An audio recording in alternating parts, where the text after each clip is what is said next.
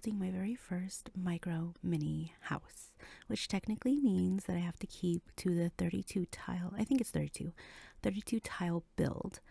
There was a part of me that wanted to make this like a 2-story house, but then I was like, I'll try that later. I'll challenge myself to do a mini 2-story house later. And then while I was building this, I realized I don't ever build big houses. And if I do, I don't record it. I just build the big houses and I'm like, I'm done. I guess I just don't like big houses, and I like working with like mini houses and tiny houses, but there is a part of me that wants to make a 3-story tiny house, probably in the future. I don't know. And there is a part of me that's like, maybe I should make a gigantic house and see if I could do that. Maybe that's why I stick to mini houses, because I know I could do mini houses and I don't. Okay, so you see me build the bathroom. Now, I made a big major mistake with the bathroom, and that is that where it's at isn't a platform. So a lot of the Sims, when I tested it, a lot of the Sims couldn't go into the bathroom because it was floor level and not level with the platform. So it took me forever to figure out why the hell none of those Sims are using the bathroom. And then when I finally figured it out, I had to hit myself in the head because I was like, wow, Moo, that was a big smart thought. And then you'll see that I'm using a majority of Tiny Living stuff because I actually like a lot of their stuff. I just don't like the colors. Especially with that couch, I was like, okay, I don't like white couches, but I had to keep it because and you could see when I'm doing the bathroom, you could see that it's on the lower level and there's no way to get to that bathroom because I didn't even put stairs. And then I wanted to use a loft, but I was like, nah, let's not do that. Yeah, so I wanted this house to be like an easy living kind of house where you don't need that much stuff. The person that would live here, the Sim that would live here, would have a lot of gardening techniques because later on I end up putting a lot of gardening stuff outside. But I absolutely like this house. I just had trouble putting all the furniture and seeing if it worked. Then I fell completely in love with the layout. I love the layout. I like how easy it is. I did put the dining table behind the couch. The countertop is not a U. The countertop, I mean, the kitchen is not a U shape, which is really great. All the windows outside, I thought it kind of matched the Tiny Living, and I don't think it's Tiny Living windows. I have no idea what windows those are. I just colored them to the color I was thinking. I've been doing a lot of natural wood and natural like stuff, and I don't know, just getting into that. The roof kind of annoyed me because there was a part where you'll see me trying to put stairs because I want to put the like a backyard on top of the roof, but I was like, no, that's not going to match what I'm actually planning right now, because I want to have like a little overhang where all of the gardening stuff would be, and then I put a little secret in the backyard, and then I kind of put a challenge where it's spooky and you'll see why I did that. But now I'm planning, you could see me placing all the gardening stuff down and deleting it because I was like, wait, let me just see what I could do with the backyard, because I did want plants. I think I don't know if I did a pond because I'm always putting ponds and stuff. And a lot of plants. I guess that's just my signature.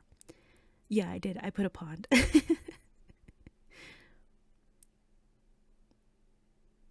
And I ended up putting like rocks in the bottom of the pond. And I wanted to put that dinosaur, but it didn't fit. And I was like, okay, maybe later.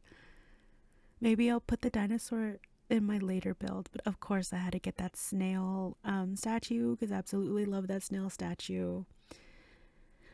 I used a lot of cottagecore debug items for the backyard, and I just wanted like a green thumb kind of backyard, a kind of backyard that reminded me of my childhood. Growing up, my father always had like flowers and plants and stuff in the backyard. And it would be really sad because growing up I always moved around, so and then we moved into apartments and we couldn't have that.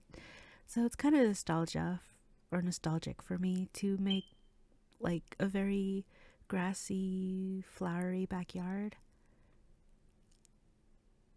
And you can see me doing all these different kind of plants for the bees. I like overlaying different plants and stuff like that. I find it really soothing. And then you can see me working on that little area right there. That little area right there ends up holding a small secret.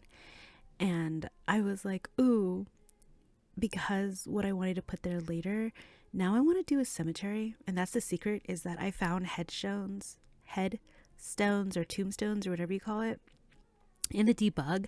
And I was like, ooh, I should make a church and a cemetery. So I've never really been to one. Well, I have been to a few cemeteries because, family passing, but I don't really pay attention to the landscape. And a lot of the cemeteries that I have been to don't have churches. So maybe I'll just build a cemetery where a vampire lives, or a vampire is a caretaker. I don't know, something like that. I also learned the painting tool thing and how to overlay stuff. So that's me trying my best.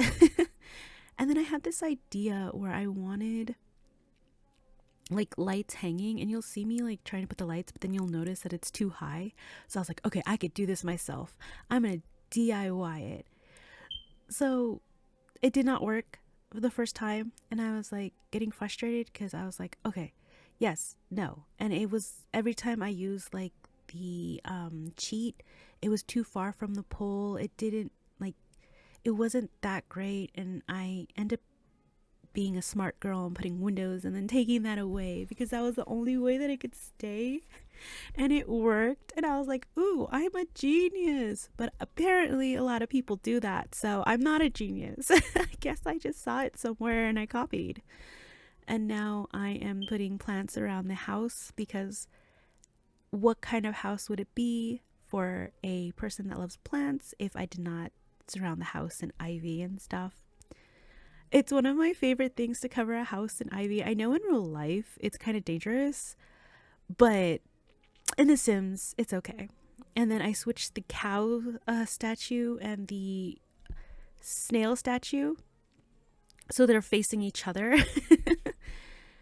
And then for some reason I didn't like that pole, and I put two of these things, and I was supposed to do something with them and I totally forgot.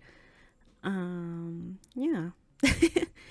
And I was like, I don't want the entirety to be glass, so I'm gonna add another roof and cover the sleeping area, so only the living room. And I added a gargoyle, because what kind of house is it without a guardian?